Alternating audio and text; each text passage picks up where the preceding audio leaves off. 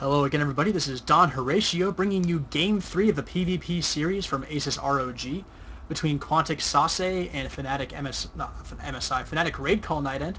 So let's get the game going. In the top of the map, which is Atlantis Spaceship, we have the Quantic Protoss from Sweden, who took back game number 2 to tie the series up 1-1. It is Sase. And in the left side, we have FnaticRCNightEnD, who did lose the last game, but took the first one and with some good micromanaged engagements. So he looked also strong in the last game as well. To a point, his aggression did not go quite like he planned, and he was not able to attack the third base with the same success he did in the first match. So I'll have to look to see what he does here. Both players went for relatively similar builds as they did in the first game in the second game, so I would like to see them mix up maybe a little bit here, or else I'll start getting a little bit predictable. Because both the first two matches started out pretty much the same way, except Sase made a few less mistakes in the early mid-game that allowed him to really hold on to his macro advantage, that high economy that he was able to build up with that earlier Nexus and a third base. So we'll have to see what exactly happens if they do the same thing. Atlantis Spaceship is a very, very big map, which is negated somewhat by the warp-in mechanic of the Protoss race, so that's not as big of a deal in a PvP matchup as in other matchups. So there's not a whole lot to say about that there. Blink-ins are much more difficult than on Cloud Kingdom, or like even Ohana. I think it's a lot harder to get in on these, to blink in a whole bunch of stalkers up that side, and you can kind of see up here too, but not the best blink observer map. Certainly no Cloud Kingdom. So we'll see what each player does. Both dropping the gases at the same time, and still looking very similar to the first two games. So NightEnD actually got his gas down a bit faster that time, I think, than in the previous game, at least relative to the Swedish player. I'm going to basically delay comment until more things happen. So we do see the same scouting pattern, actually. I'm going to go ahead and comment on that. Let's follow this probe for a while.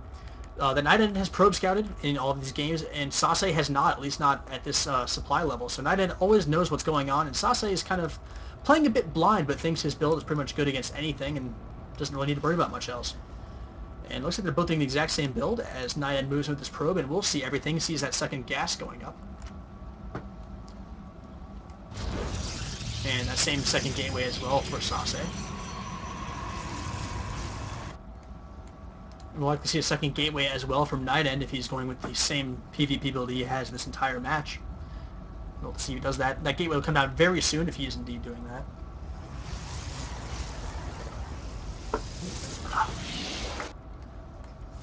Water's really good, by the way, especially when you're casting a lot. We're seeing that Warp Gate Chrono boosted right now by NightEnD. He might be going for a similar sort of pressure as he did last game, or maybe even a 4-gate. Still hasn't taken that second gas. He's up to 26 supply already. So let's see if he does decide to do that. He already has a pylon down here, so things are looking kind of 4-gatey on the Fnatic Protoss side of the map. Still pumping Chrono Boost into that Warp Gate, and Sase, without his Probe Scout, will not really have an idea of what's going on here, but he thinks he'll be safe with this 2-gate build, which is, the 2-gate was initially designed, the 3-stalker rush, it's also known, to really deny probes in the map and take out pylons before they can really do damage via the 4-gate. But NightEnd's not, once again, not 4-gating. He still hasn't taken that second gas, but he is building a robotics facility. He's actually proxying it over here. An interesting maneuver. So not really sure what he intends to do with that, to be quite frank. I guess the Immortal build distance is much closer. Some sort of Immortal push, perhaps?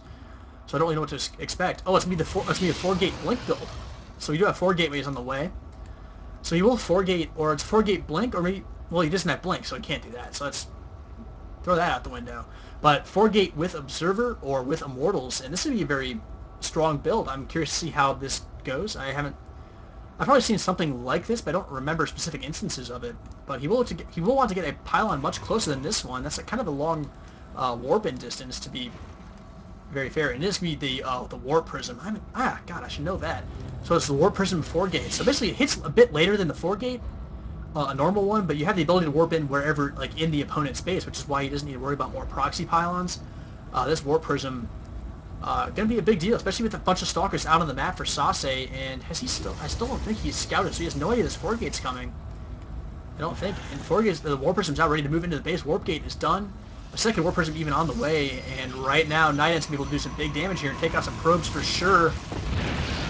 And right now he's going to see this for in half a second and be very scared. This is the first time he's seen any of these units, and SaSe caught completely with his pants down, and probes getting taken down, already 3 down, 4 down, 5 down. Let's watch that Worker's kill tag go up. 7 probes down already. For NightEnd, he can continue to warp in the back of the base. A good force field can trap all these Zealots. The probes can move in and see what they can do, and keep the Zealots out of the fight. So good little micro trick there by SaSe. A bunch of probes are taken out already. And here's another Warp Prism reinforcements. More probes even being taken out. Here comes that army. And all these sentries are pretty low on energy. Do they have any force fields left, actually? I'm having a hard time clicking on them. No. After those 2 burned, no force fields left.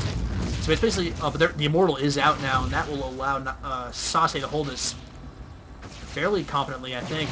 Going to see another Warp in here, though, and some Zealots coming in. Immortal's not very good against Zealots. And the army supply now going to creep into NightEnd's favor pretty soon. These Zealots going to do big damage. Moving in now. A good little unit positioning here, but going to lose another Stalker, I think. But only having 1 Stalker or 2 Stalkers for NightEnd going to be hard to do that much. But there are so many Zealots right now. They are getting hit by these ranged called Stalkers. And the Zealot force does get shut down, but NightEnd does have a significant supply advantage. He was picking off some probes in the back while that was having 19 probes killed. And SaSe down to 25 supply and in bad shape. Right now the Immortal is the only thing keeping him alive. But the probe count, I only want to look at this right now. Warp supply down to 11 for SaSe, so NightEnd's in great shape right now. Being a bit careless with this Stalker should pull him back a little bit. And there he does go, and more Zealot's going to come in. And this Zealot being taken out as well. That Immortal's very low on health, but only Zealots coming in right now for NightEnd. Should probably look to start warping in some more units, perhaps, to get some more variety in there. Warping some Stalkers, because right now the Immortal's almost done. Once that Immortal's done, the hopes of SaSe are very limited. He's not even mining right now, and that speaks basically a lot to this. And one more volley from these, and there it does go to Immortal. And with that, the GG from SaSe. Good old reliable, the 4-gate Warp Prism, doing great damage on that back mineral line, and the lack of probe scouting really hurt really hurt SaSe in this game. I've discussed it in the previous game, I know, and I'm not sure I picked up in the first game, but when you don't have a probe scout, it's really hard to see this 4-gate Warp Prism coming, and he did not even have anything in the back of the base to spot, not a pylon in sight. And the first time these units were seen by SaSe was when they were ravaging his mineral line. And when that happens, you were in bad shape. The Immortal came out too late and was not enough to defend this. Good build by NightEnd, really taking advantage of the lack of scouting from SaSe, and takes game number 2. Not game number 2. Takes win number 2, so he's up 2-1 in this best-of-3 series against SaSe.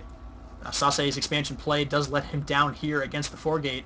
And we'll have to see if he makes up for it in game 4, if SaSe can tie it, or if NightEnd will take the series 3-1. So we'll see you there.